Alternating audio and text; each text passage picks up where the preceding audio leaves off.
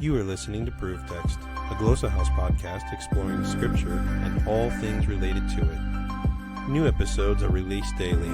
For more information, check out glossahouse.com and subscribe to our channels on Spotify and YouTube. Welcome and enjoy.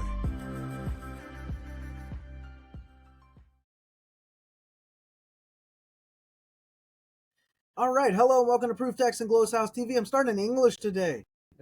We were talking before we hit the record button just about sort of language pedagogy and language philosophy and this sort of thing and various sort of approaches that exist out there in the world. And we're having a little fun conversation about that and thought maybe we could start this episode by just recapping some of that.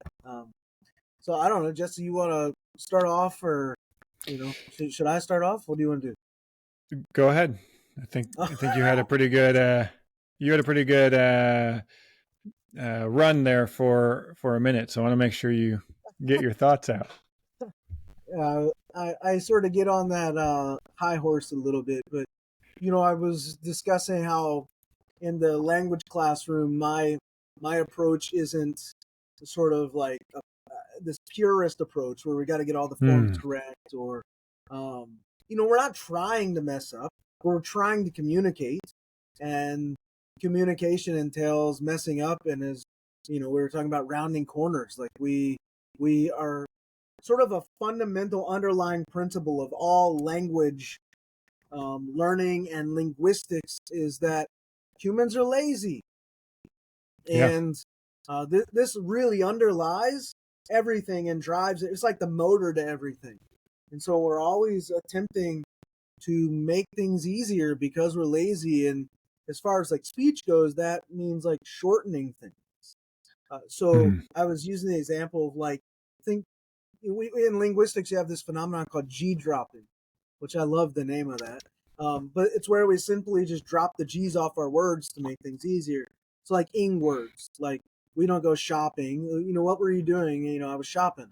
That's what we say. We drop the G off, I'm going to go running. Nobody, if you were talking to somebody like, I'm going running, you would think like, that's really weird. Why did you say this?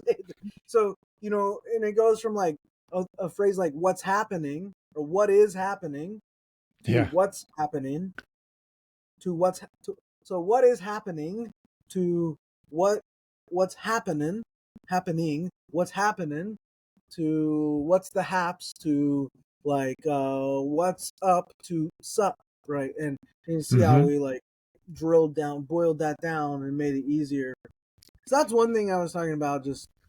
So what do you think, what does this mean when you're thinking about your role as a teacher and the type of content that we're producing here? Yeah, I love that's a great question. As a teacher, I was saying a little bit about this before too. And by the way, if you're watching or listening to this and you haven't seen my interview with Dr. Jesse Schumann, you should go back and watch that because we talk about this probably a little more in depth in that episode. I think the title is going to be something like the bottom line of language pedagogy or something. But for me as a language teacher, I really strive to make the classroom as stress-free as possible. As little anxiety as possible. So I don't have tests, quizzes in my language classrooms. My bottom line is I want people to come away loving the language more. Appreciating it more. And you do that by having fun, by not having a lot of stress or anxiety. And you do that by achieving successful communication, which doesn't mean you have to nail every form or get every word right. Did we communicate? We succeeded then. That's sort of my approach. And other people will disagree with that, but my bottom line, love the language. In class, did we communicate? And if we did, we succeeded. And that's going to help you love the language if you succeeded more. So, whenever I'm teaching, I mess up on my teaching just as much or more as I do in these videos.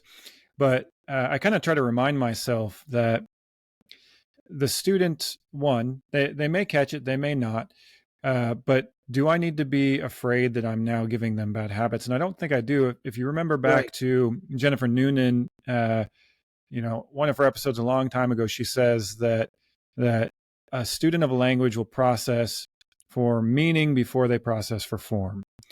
And so if they caught the root or the stem, they probably caught the meaning.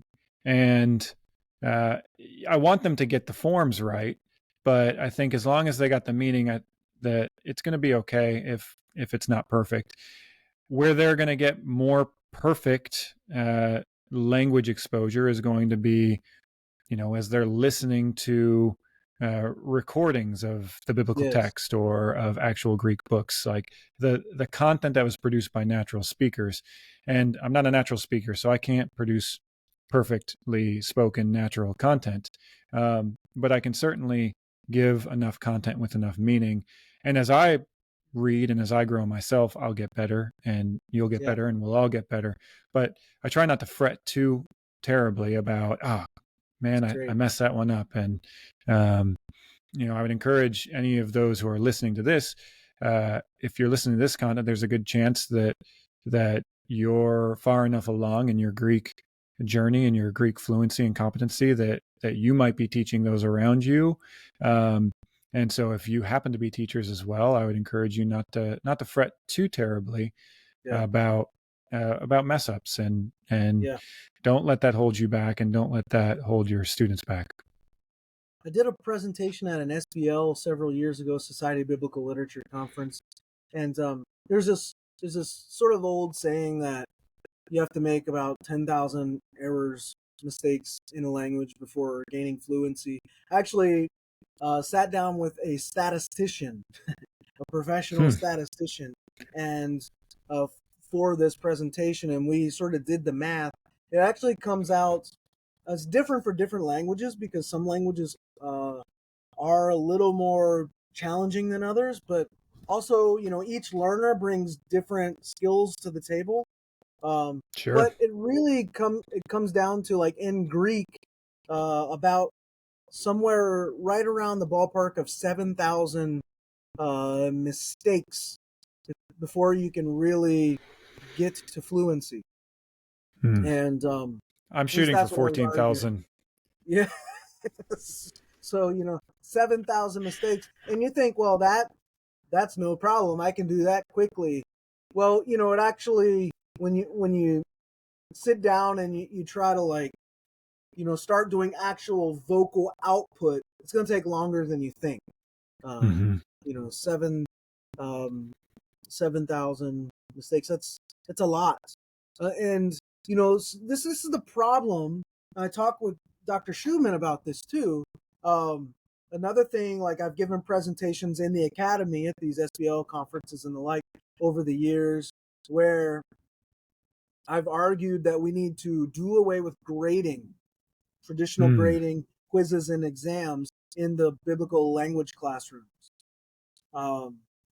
Because grading goes against everything we know about what it takes to learn a language. You have to mess up to learn a language. And so it's completely counterintuitive that we bring students into a Greek or a Hebrew class and give them assignments and quizzes and exam. And when they mess up, we take points away.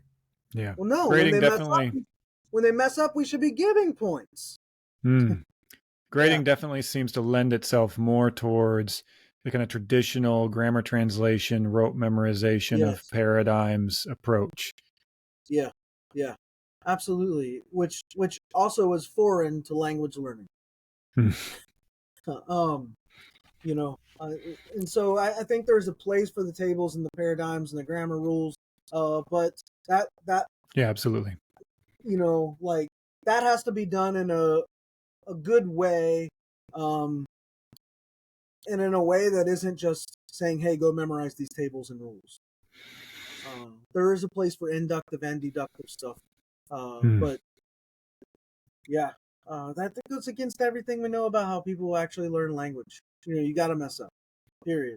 So let's actually give students points for messing up, for trying, for going for it. I like that idea.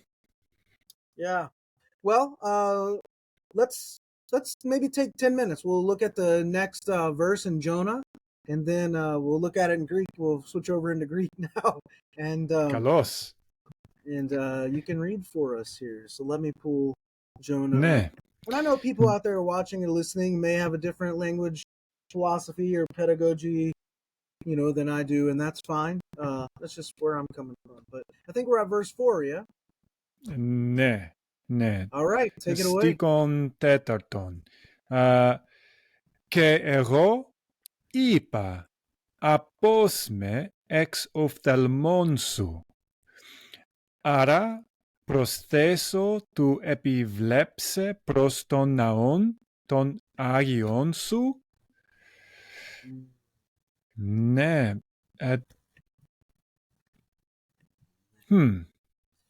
Τούτο ούτως ο στίχος εστίν εν τε προσευχέ του Ιωνά.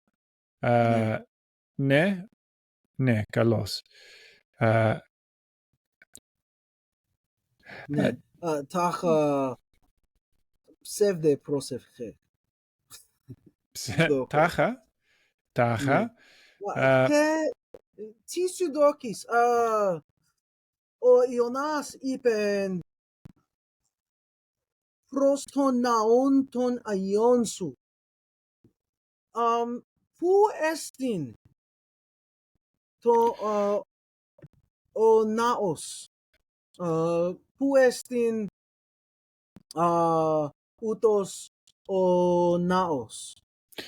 Ναι, ούτως ο ναός εστίν εν Ιερουσαλήμ. Ναι. Εγώ νομίζω ο ναός των Αγιών αυτού, ο ναός των Αγιών του Θεού. Ναι, ου γινώσκω περί τούτου. Εν το χρόνο τούτο, εγώ νομίζω ότι ο ναός στέκει εν Ιερουσαλήμ. Τάχα. Ου γινώσκω ακριβώς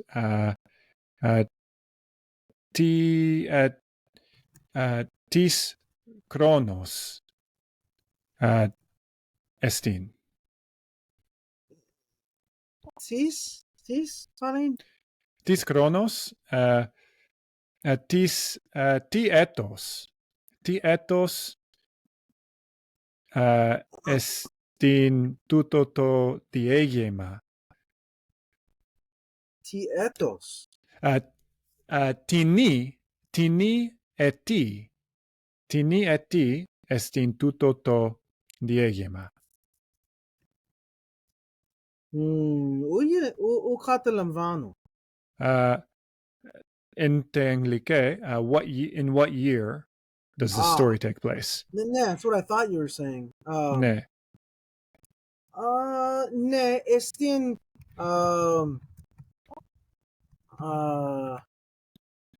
εστίν in 750. 750 προ του Κυρίου. Ναι. 750. Ναι. Και εν τινή έτη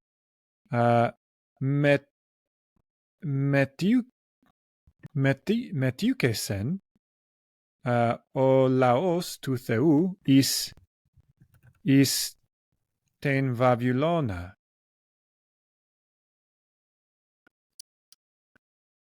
Ναι. Εν τινή έτη εν τινή έτη ο λαός απόλυται. Ναι. Τι απόλυται?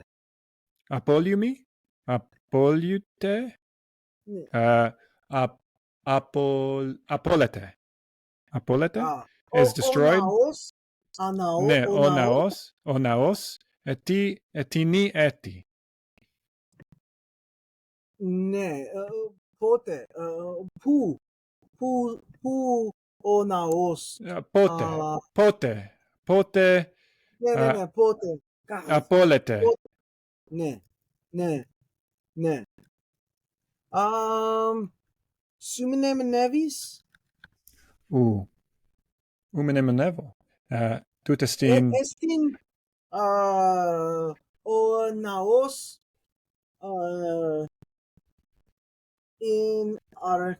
in Παλαιά Διαθήκη, εστιν πεντακόσιου, ne, πεντακόσιου ογδοέκοντα εξ. ne. Τότε ο ναός στέκει. Ο ναός στέκει, ότε ο Ιωνάς ზე. Ναι, αλλά Ότε ο Ιωνάς έζεσεν. ναι, αλλά έχω άλλη ερμηνεία, άλλην ερμηνεία. Καλώς. Και τι εστίν, τι εστίν, τι εστίν άλλη ερμηνεία. Εγώ εξέφυγον. Εγώ εξέφυγον. I disappeared. I vanished. Ναι. Αφανίσε. Ναι, και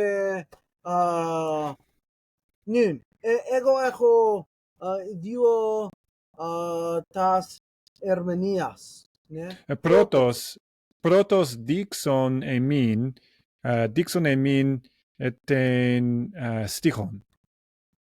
Ναι. Ο πρώτος εστίν ότι ο ναός ούχ εστίν εν Ιεροσόλυμα, αλλά εν Σαμάρια, επί των όρων Γεραζίμ.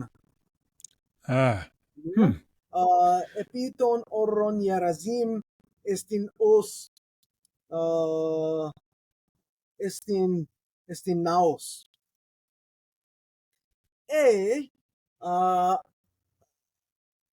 Άλλοι άνθρωποι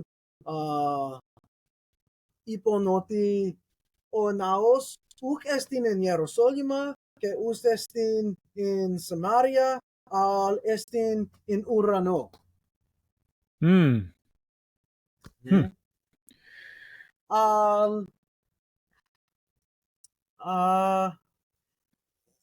Και δώκω ότι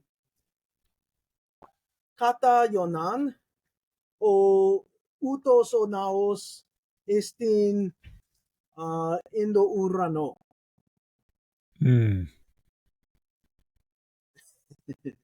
Τάχα. Ναι. Ναι. Ουγινόσκο. Τρεις τόπιου, ναι. Ιερουσαλήμ, Σαμάρια και ουρανός. Και εγώ δώκω εστι το ναόν εστίν εν ουρανό. Ή ο ναός εστίν εν το ουρανό, διότι έτη ο Ιωνάς των Θεών προς ότι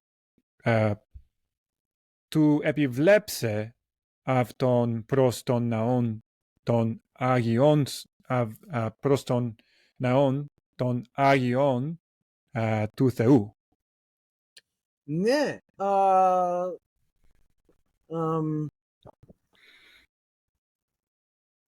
Nune o Jonas in culia tu ketus esti. Ναι, Και ο Ιωνάς και το κέτος εισιν ίντε καρδία της θαλάσσης. Και η ναι, καρδία της θαλάσσης εστιν Άδες. ναι, Ναι? Και Άδες εστιν Άβιουσος και Άδες εστιν το τόπος των νεκρών. Και ναι, Ιώνας τότε, ο Ιώνας εστιν in το τόπο των νεκρών. Και Ιώνας έβλεψεν λεήν, όχι, ο Ιώνας έθελεν βλέπειν των ναών in ουρανό. ναι. Συνίεμι. Ότι ο Ιωνάς δοκεί ότι μέλη αποθνέσκην έδε αποθνέσκει θέλει ο Ιωνάς βλέπει τον ναόν τον εν το ουρανό. Ναι. Ναι, ναι. Και νυν ο Ιωνάς είπεν απόσμε εξ οφθαλμών σου. Ο Ιωνάς λέγει ότι ο Θεός ου βλέπει Ιωνάν. Ο Θεός ναι. ο Θεός αποβλέπει από του Ιωνά. Αποβλέπει. Ναι. Ιώνας θέλει αποθανήν. Τι Ιώνας θέλει αποθανήν? Ιώνας θέλει αποθανήν και απέλθην εις τον ουρανόν ήνα με κηρύξε τε Νίνιβε. Ναι. Ο Ιωνάς φεύγει πάλι. Ναι. Ο Ιωνάς φεύγει έτη από του κηρύγματος του λόγου. Ναι. Ορθώς. Ναι. Διότι τούτο δόκο ότι ο ναός εστιν ο ναός εν το ουρανό. Ναι. Και Ιώνας ου θέλει κηρύξιν τε Νίνιβε. Ιώνας θέλει αποθανήν. Ναι, νομίζω ότι καλή ερμηνεία εστίν. Ευχαριστώ. Ναι. Και το τέλος, νυν? Ναι, το τέλος. Ναι, νυν ευχαριστούμε πάντες και ευχαριστώ εσέ και νυν τούτο εστί το τέλος και έως του χρόνου ερώστε.